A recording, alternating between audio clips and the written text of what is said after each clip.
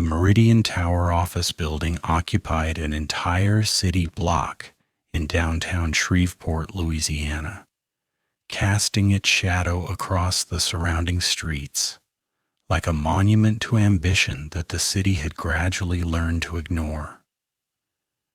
52 stories of glass and steel, completed in 1998, during an era when developers still believed that office space represented the future of urban development. The building had been designed by a renowned architectural firm out of Dallas, praised in trade publications for its innovative climate control systems and its elegant integration of natural light into the workspace design.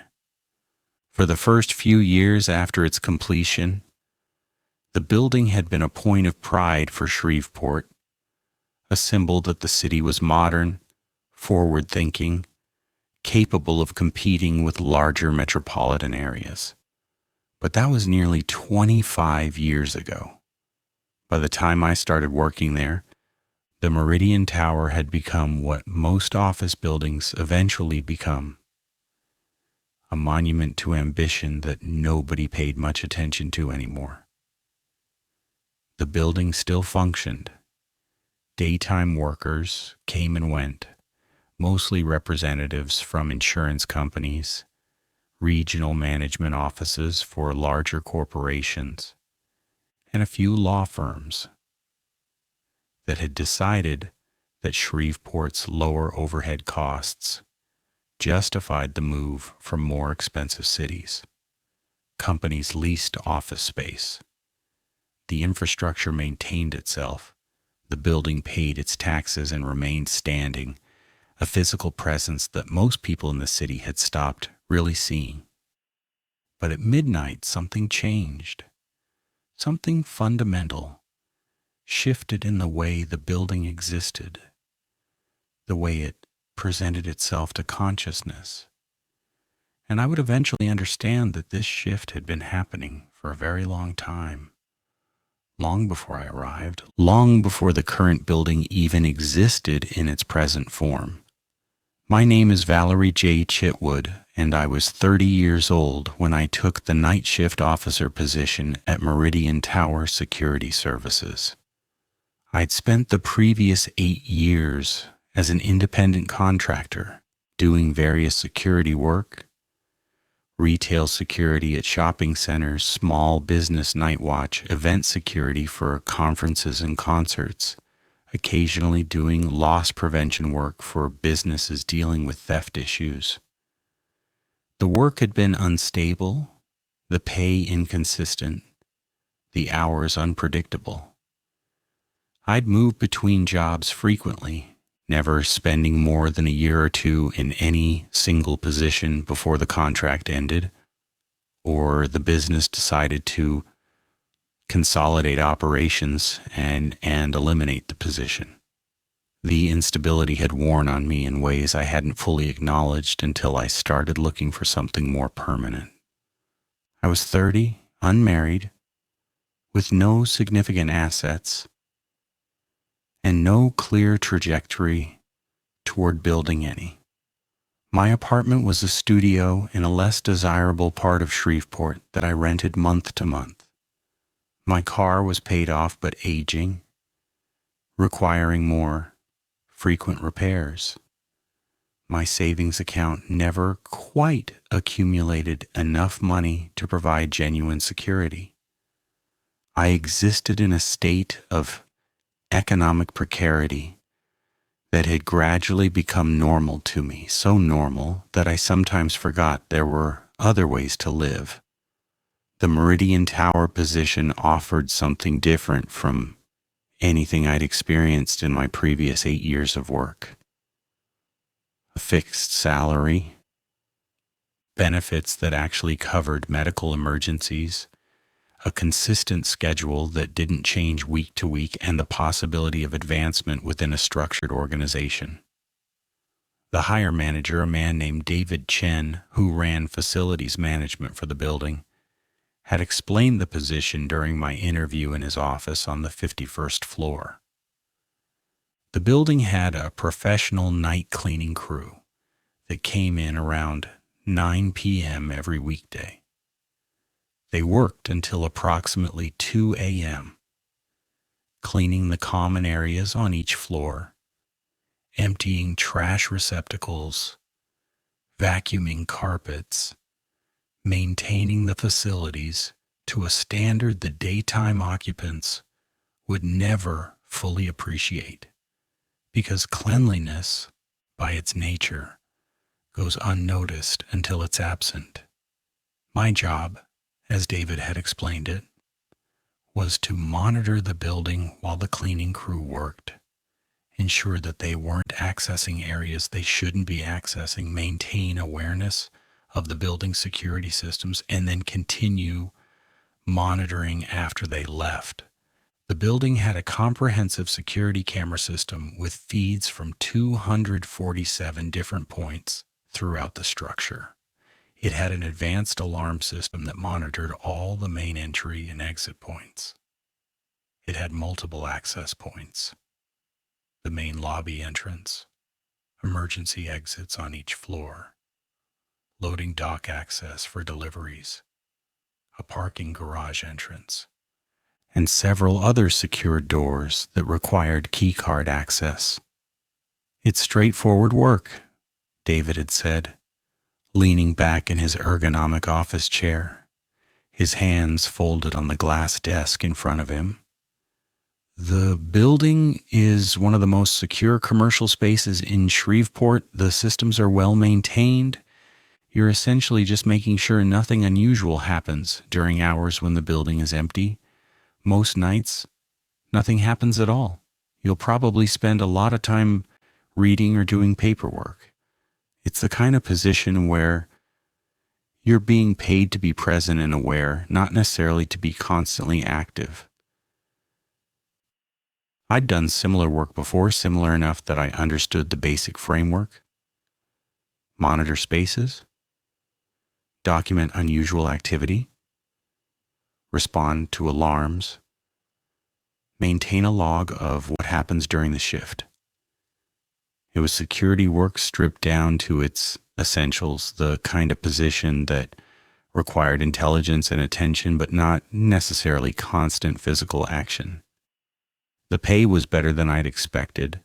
The salary, combined with the benefits package, would effectively double my annual income compared to what I'd been making doing contract work. I'd accepted the position without hesitation, without asking the kinds of questions that, in retrospect, I should have asked. I'd started on a Friday evening, which in retrospect was a poor choice for an orientation. Friday nights had a different quality than other weeknights. The building seemed to empty more completely on Fridays, as though people were particularly eager to leave for the weekend. The cleaning crew was smaller on Friday nights, just Rosa Martinez and 2 other people, rather than the larger crews that worked other evenings. I'd arrived at 9:30 p.m., 30 minutes before my official 10 p.m. start time, wanting to familiarize myself with the building before the actual shift began. The main lobby was enormous, a 3-story atrium with marble floors that had been imported from Italy according to the building's commemorative plaque, and a curved information desk that had once served an actual human receptionist, but now functioned as a decorative architectural feature that nobody used. The cleaning crew was already setting up their equipment, pushing mechanical carts loaded with mops and supplies toward the elevators. I introduced myself to the crew supervisor, a woman named Rosa Martinez, who had the weathered appearance of someone who'd been doing manual labor for a very long time and had made peace with the physical toll it took. "Welcome to the night shift," Rosa had said, extending her hand. Her grip was firm, and I could feel calluses on her palm from years of handling cleaning equipment. "You're the new security officer?" "Yes, just starting tonight," I'd said. "This is my first shift here." "It's straightforward," Rosa had said, and I noticed that her phrasing echoed David's description almost exactly, as though there was a script that people who'd been here a while recited to newcomers. "We clean the public areas and the individual office spaces. You just make sure we're not doing anything we're not supposed to be doing. We finish up around 2 a.m., and then you have the building to yourself." "Anything unusual I should know about?" I'd asked, trying to sound casual, trying to ask a question that wouldn't seem ignorant or presumptuous. Rosa had hesitated for a moment, and in that hesitation I'd sensed there was something she wanted to say but wasn't saying. It was the kind of pause that suggested incomplete communication, information withheld, not out of malice but out of some protective instinct. "The building's old," she'd finally said. "It's been here 25 years, which in building terms is not that old, but the systems are starting to show their age. Sometimes the systems act strange. The elevators stop on floors for no reason. The lights flicker in certain sections. The temperature in some of the offices fluctuates more than it should. It's just the building settling and maintenance issues. Nothing to worry about. It's all normal for a building this size and age." I'd nodded, accepting her explanation without probing deeper. I'd been trained not to ask too many questions about things that didn't immediately affect my job. I'd been trained to observe, document, and report, but I hadn't been trained to investigate the deeper context of the situations I was observing. "Okay," I'd said. "Just the standard maintenance stuff. I understand." "Right," Rosa had said. "Just the standard stuff. You'll be fine."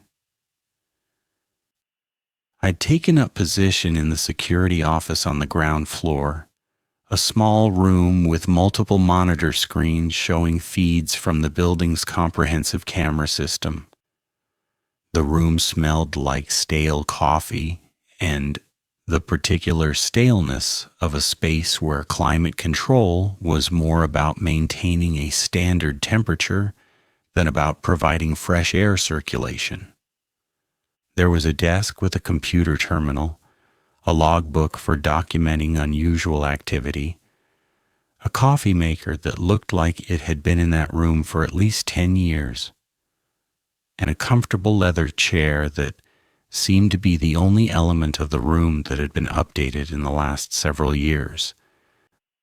I'd spent my first hour at the desk, simply watching the monitors, observing Rosa and her crew work through the lobby and the common areas, moving with the practiced efficiency of people who'd done the same job hundreds of times.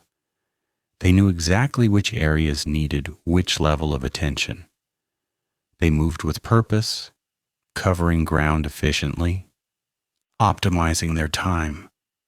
By around midnight, they'd moved up to the higher floors, cleaning the individual office spaces. The monitors showed them moving through the corridors on various floors, pushing their equipment carts, efficiently managing the cleaning work on each level. I watched them work through floor after floor, the repetitive nature of the work becoming almost meditative to observe. And that's when I noticed something odd, something that made me lean forward in my chair and pay closer attention to one of the monitors in particular. On the monitor showing the upper floors, somewhere around the 40th floor, though I'd have to check the specific monitor label to be certain. There was a person moving through one of the hallways who wasn't part of the cleaning crew. The figure was dressed differently from Rosa and her team. while the cleaning crew wore polo shirts with the building maintenance company logo and practical cleaning uniforms, dark-colored pants and comfortable shoes designed for the physical work of cleaning. This figure was wearing business casual clothing, dark slacks, a light blue button-up shirt, the kind of outfit that a mid-level office worker might wear to the office. The figure was walking through the hallway in a way that suggested purpose and familiarity, as though they were going to an office that they knew well, that they'd visited many times before. I watched the figure on the monitor with increasing attention. They moved down the hallway with steady purpose, past several office doors without pausing, and then stopped in front of one specific door. They stood in front of the door for a moment as though reaching for something or considering something, and then the door opened. The figure stepped inside, and the door closed behind them with a gentle click that I could almost hear through the video feed, though that was obviously impossible. Video feeds don't transmit audio. I immediately checked the camera feeds to see if this person had entered the building during my shift. I reviewed the lobby camera footage from the previous 2 hours, looking for any indication of someone entering the building who wasn't part of the cleaning crew or who wasn't someone I'd already documented.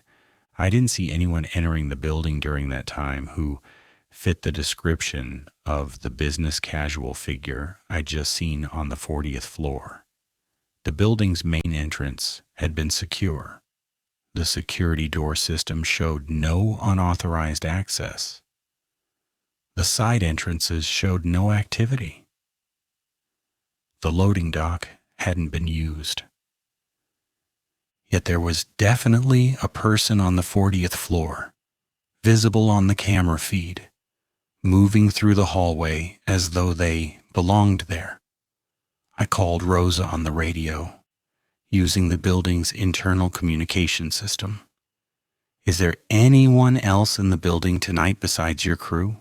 I asked, trying to keep my voice neutral and professional, not wanting to sound alarmed or accusatory. "No," Rosa said, and I could hear the surprise in her voice. "Just us." "Why? What's wrong?" "I'm seeing someone on the cameras on the 40th floor," I said, "in business clothing. They went into one of the offices. I was just verifying whether they might be part of your crew or if there's someone else here I wasn't aware of." "That's not possible," Rosa said. "We're the only ones up there. The rest of the building is empty. No one else has access after business hours.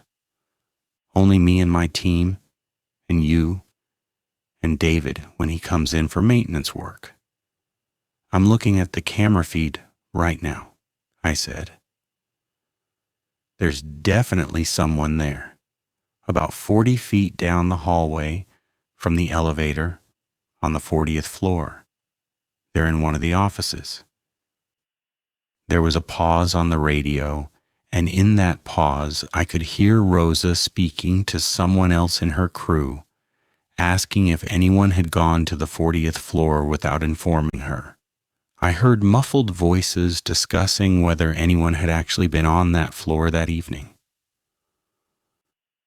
"Nobody from my crew went to the 40th floor," Rosa said when she came back on the radio. "We haven't even reached that floor yet. We're only on the 35th floor. Maybe it's the building settling." "What?" I asked. "The building settling?" Rosa repeated. "Maybe the cameras are showing some kind of image artifact. The cameras sometimes glitch. You'll see figures that aren't really there." "That's not a camera glitch," I said, and even as I said it, I was looking at the monitor, trying to understand what I was seeing. "That's a person.